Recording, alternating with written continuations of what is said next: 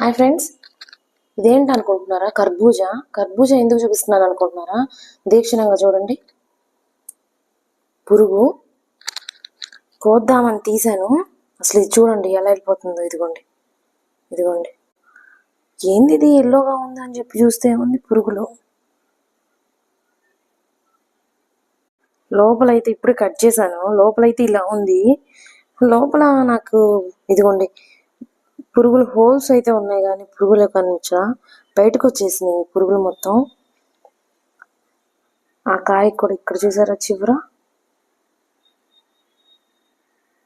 కర్బూజాలో పురుగులు నేనైతే first time చూడటం. ఇది ఇంకో కాయ.